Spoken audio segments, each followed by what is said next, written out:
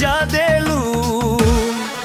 Speaker गरजे light चमके चारू ओर, आज के रात नाची सगरी भीड़ घोर।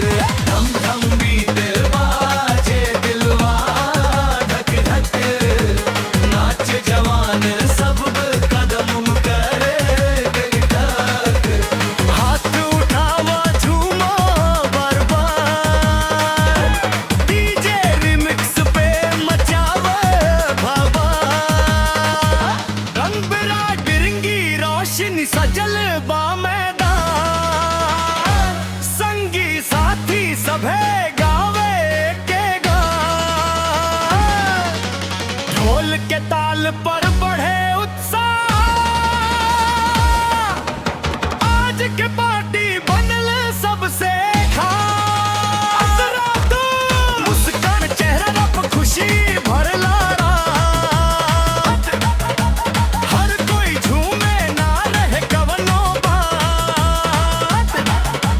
बीत जैसे तेज होके हर बार, उतना बढ़े नाचे के खुमार।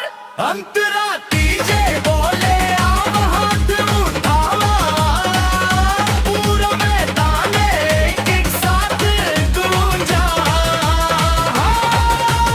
धम धम स्पीकर बिजली के चाल आल, आज के रात मचेला धमाल।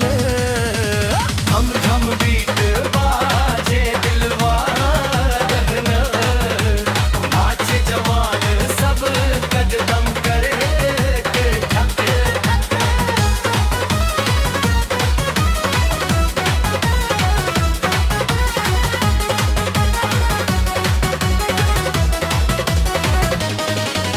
रिपीट मुखड़ा कमर मट पेलू, स्टेजवा हिला देलू। डीजे के बीट पे महफिल सजा देलू। नाचे दुनिया गूंजे हर ताल आल, आज के रात मचेला धमाल। धम धम बीट बाजे दिलवा धक धक, नाचे जवान सब कदम करे धक। हाथ उठावे झूम बार बार, डीजे रिमिक्स पे मचावा माथा पार। अंतरा दूर की रोशनी सजल बा मैदान, संगी साथी सभे गावे के गान। ढोल के ताल पर बढ़े उत्साह, आज के पार्टी बनल सबसे खास। रातों मुस्कान चेहरा पर खुशी भरल रात, हर कोई झूमे आव खवनो बात। बीत जैसे तेज होके हर बार,